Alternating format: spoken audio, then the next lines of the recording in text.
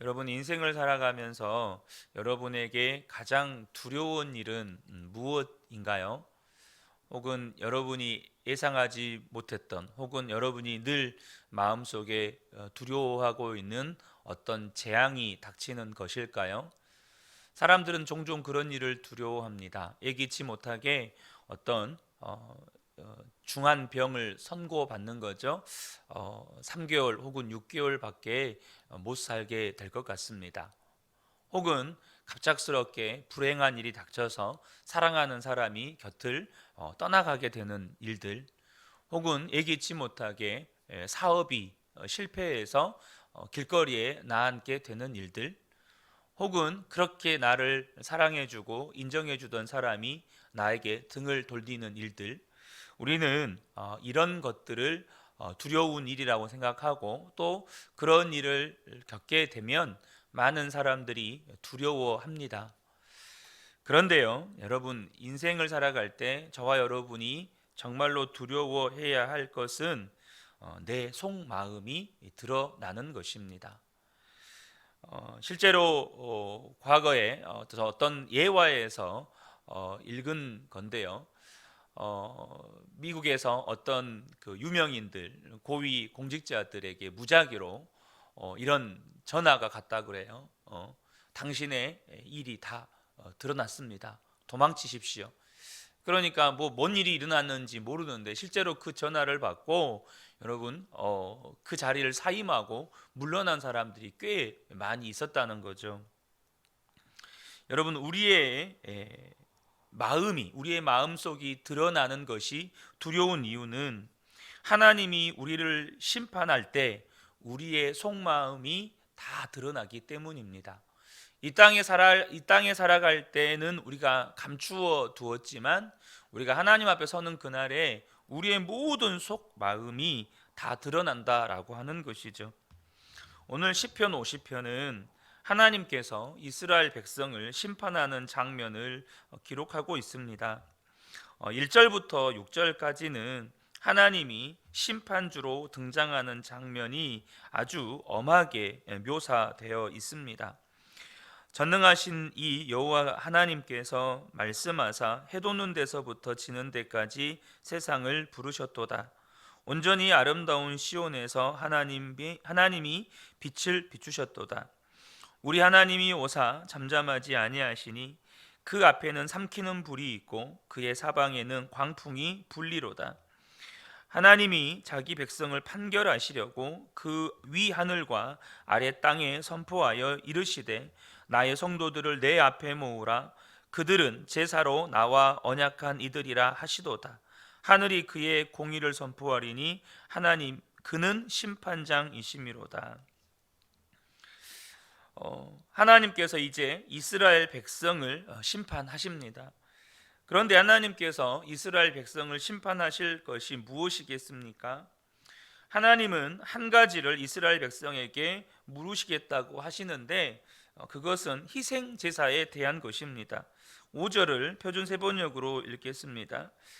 나를 믿는 성도들을 나에게 불러 모아라. 희생 제물로 나와 언약을 세운 사람들을 나에게 불러 모아라. 하나님은 이스라엘 백성과 희생 제사를 드리는 것에 대한 언약을 맺으셨습니다. 하나님께서 죄인인 이스라엘 백성들이 그 죄를 해결받는 방법을 제시해 주셨는데 그것이 짐승의 피의 제사였습니다. 그리고 이스라엘 백성들은 그 희생 제사를 하나님께 드리면 하나님께서 그 제사를 통해서 그 죄를 사하시고 하나님과 하나님의 백성들의 관계가 회복이 되고 맺어지는 것이죠. 그런데 하나님께서 이 희생 제사를 바르게 드렸는지를 물으시겠다는 것입니다. 그러면서 말씀하시기를 하나님은 이스라엘 백성이 얼마나 많은 제물을 바쳤는지에 대해서는 따지지 않으시겠다는 것입니다. 8절을 보면 나는 너희가 바친 제물을 두고 너희를 탓하지는 않는다. 너희는 한 번도 거르지 않고 나에게 늘 제물을 바쳤다. 그러니까 하나님의 관심은 재물이 아니라는 것이에요. 9절에서 13절을 보면 이 땅에 속한 모든 짐승이 다 하나님의 것이라고 말씀하시죠. 그러니 하나님께서 무슨 재물이 탐이 나서 재물을 바치라고 하셨겠느냐라는 것입니다. 하나님이 정말 원하시는 것, 이스라엘 백성들이 희생 제사를 드릴 때 하나님이 정말 관심을 가지고 계시는 것은 하나님께서 그 구원받을 수 없는 죄인들에게 구원받을 수 있는 이 희생 제사를 그들에게 제시해 주셨는데, 우리가 이 희생 제사를 드리면 하나님이 우리의 모든 죄를 사해 주시는구나. 정말 하나님 감사하다. 정말 감사하다. 그렇게 하나님께 감사의 마음으로 제사를 드리는 것에 관심을 갖고 계시다는 것입니다. 14절에 감사 제사를 하나님께 드리며 너희의 소원한 것을 가장 높으신 분에게 갚아라. 그렇게 감사로 제사를 드리는 것이 맞다면 하나님은 그 심판의 자리에서 구원받을 것이라고 말씀해 주십니다. 15절에 그리고 재난의 날에 나를 불러라. 내가 너를 구원하여 줄 것이요 너는 나에게 영광을 돌리게 될 것이다. 하나님이 말씀하시는 것은 그 마음에 진짜 감사가 있다면 너희는 반드시 약속대로 구원받게 될 것이라는 것입니다. 특별히 재난의 날, 하나님의 심판의 날에 그 감사로 제사를 드렸던 자들이 구원받게 될 것이라는 것이죠. 사랑하는 성도 여러분, 이 희생 제사가 오늘날 저와 여러분이 드리는 예배입니다. 그 어린 양의 피로 말미암아 주님께 드리는 희생 제사, 예수님의 십자가 보혈의 은혜로 대속받고 구원받은 우리가 오늘날 하나님께 드리는 모든 예배가 여러분 희생 제사입니다. 그러면 하나님이 오늘날 그렇게 희생 제사로 우리가 하나님 앞에 예배하고 있는데 그 예배 때 하나님이 우리에게 원하시는 것이 무엇일까요? 그것은 너는 정말로 감사함으로 예배하고 있니? 라는 것입니다. 우리가 바로 감사하는 마음으로 예배를 드리느냐는 것이에요. 하나님이 가장 싫어하는 것이요, 마음은 아닌데 겉으로만 잘하는 것입니다. 그것을 성경은 가증하다고 말하고 또 그것을 하나님을 기만하는 것이라고 말씀합니다. 본문에서는 그것을 악하다고 말씀하세요. 16절에 하나님께서 악인들에게 말씀하신다라고 말씀하시는데요, 여기서 말하는 악인들은 흉악한 범죄자들이 아닙니다. 예수 안 믿는 사람들이 아닙니다. 제사장과 서기관 같은 바로 사람들에게 말씀하시는 것입니다. 16절에 너희는 어찌하여 감히 내 법도를 전파하며 내 언약의 말을 감히 너희 입에서 읊조리느냐. 하나님의 법도와 언약의 말씀을 가르치는 사람들, 당시의 제사장과 서기관들이었습니다. 이 사람들은 하나님의 말씀을 잘 믿고 잘 알고 잘 가르친다고 여겨지는 사람들이었습니다. 그런데 하나님께서 그들을 향해서 악인이라고 말씀하십니다. 왜 그럴까요? 그 이유는 마음은 아니니까. 외모를 보면 제사장이고 서기관인데 그들의 입에서 나오는 말은 하나님의 말씀이 맞는데 그들의 마음은 아닌 것입니다. 17절부터 20절을 보면 너희는 내 교훈을 역겨워하고 나의 말을 귓전으로 흘리고 말았다. 입으로는 말하지만 그 속마음은 아니었던 거죠. 도둑을 만나면 곧 그와 친구가 되고 간음하는 자를 만나면 곧 그와 한패거리가 되었다. 입으로 악을 꾸며내고 혀로는 거짓을 지어냈다. 동기간의 허물을 들추어내어 말하고 한 어머니에게서 태어난 동기를 비방하였다.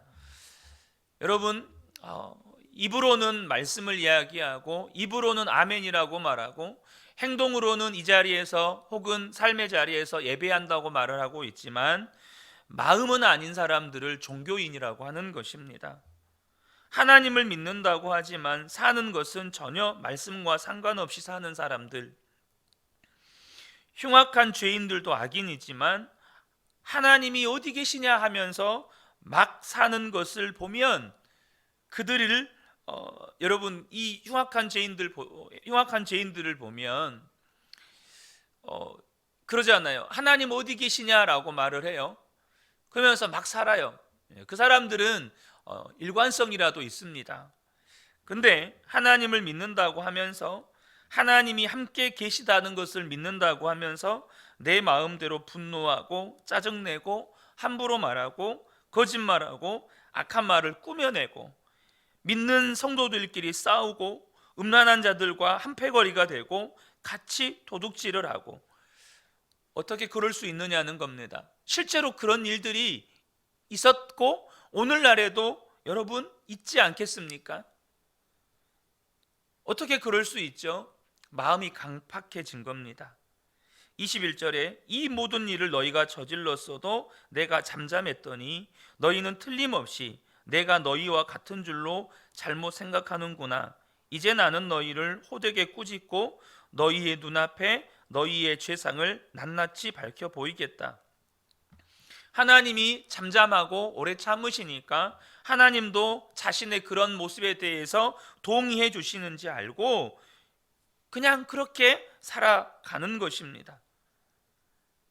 그런데 하나님께서 내가 이제는 가만히 있지 않겠다라고 말씀하시는 거예요. 시편 기자가 탄식을 합니다.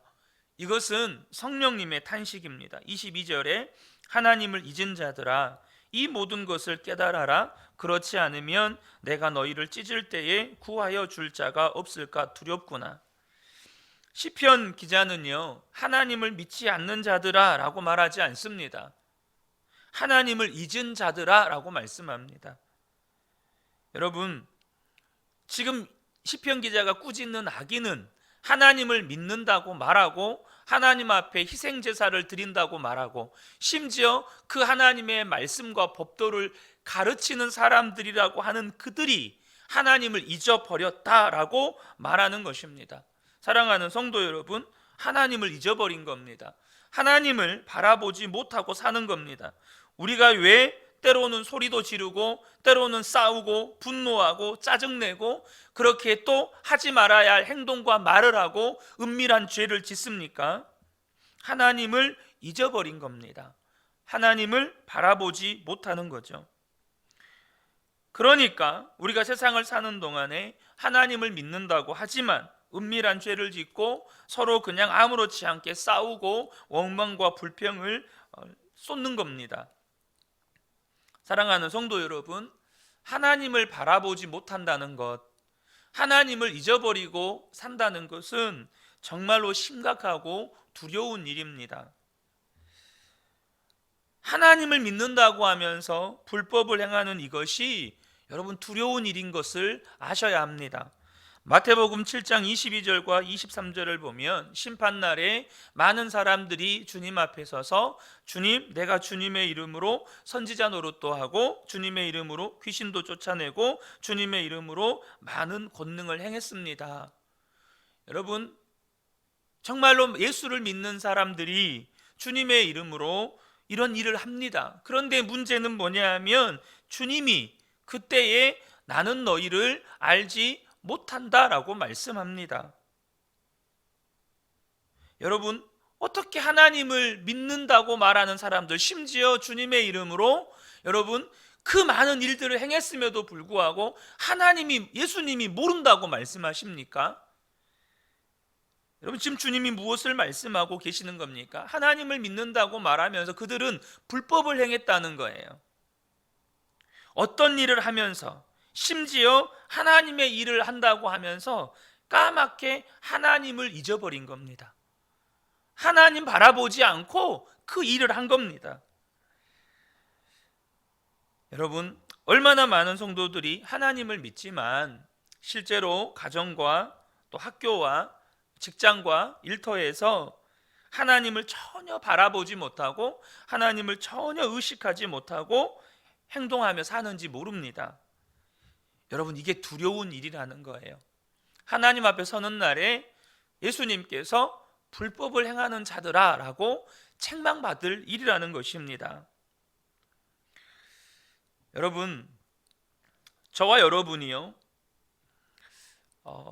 제가 종종 드리는 말씀이지만 집에 24시간 함께하는 손님이 계시다면, 혹은 노 부모님을 집에 모시고 산다면 우리는 불편할 수밖에 없습니다.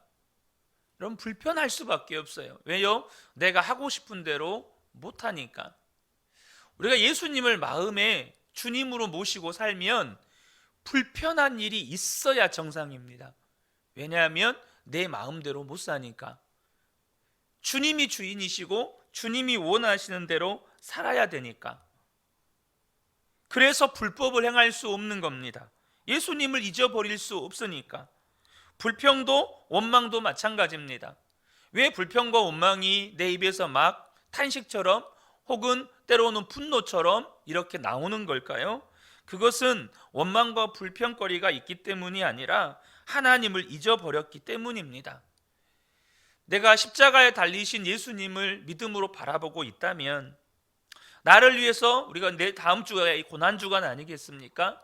나를 위해서, 나를 구원하시기 위해서, 나를 모든 죄와 사망 가운데서 건지기 위해서 고난받으신 예수님을 바라보고 있다면, 여러분, 어떻게 불평과 원망이 나올 수 있을까요? 사랑하는 성도 여러분, 우리가 예배를 드릴 때 정말 마음의 감사함으로, 정말 하나님의 은혜에 대한 감사가 넘쳐서 하나님께 예배를 드리고 있는지 우리가 돌아보아야 합니다.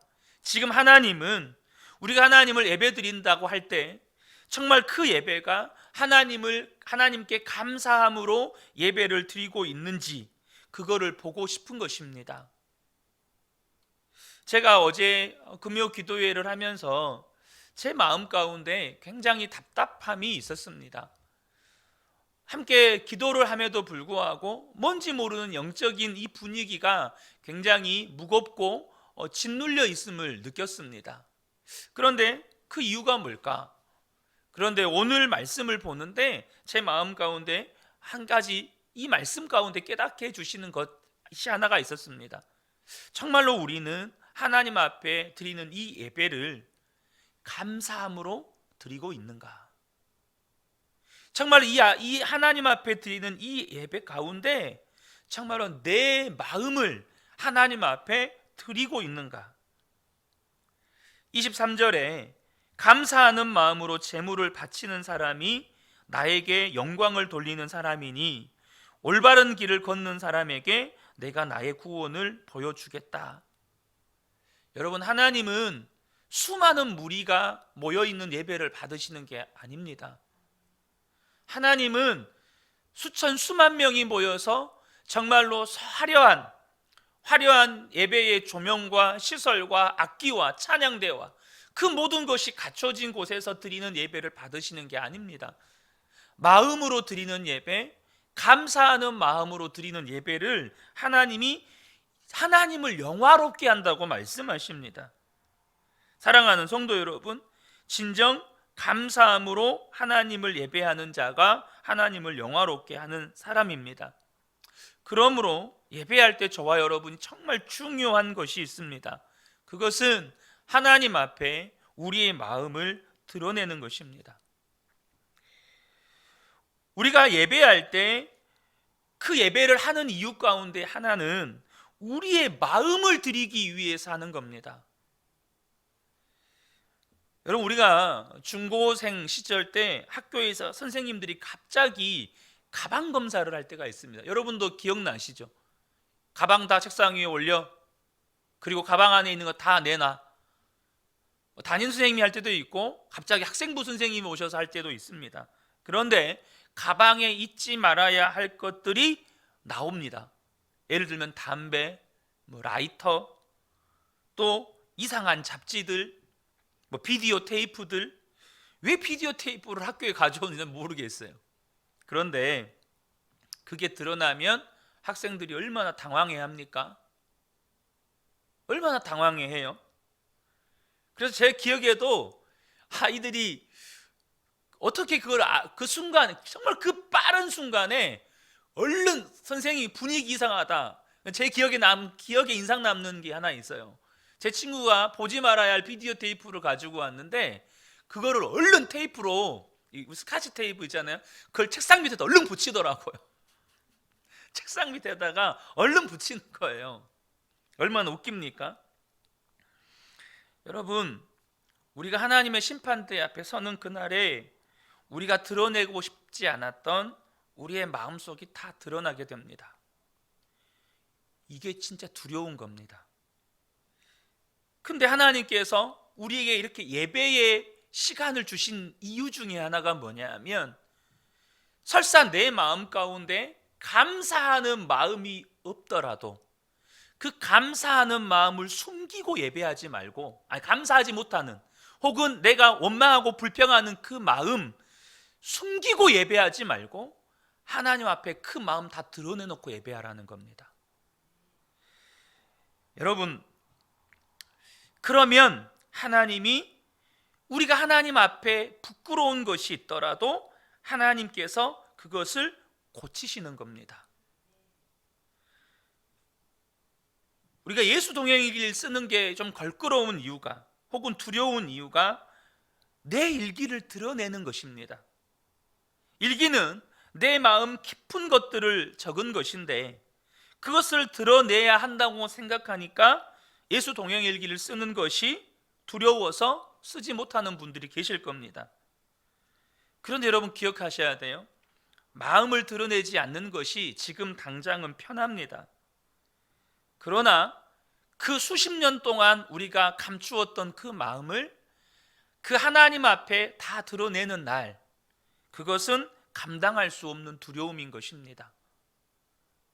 그런데 여러분 보세요. 우리가 아이들과 관계 가운데에서 제가 얼마 전에 한번 잠깐 이야기한 적이 있어요.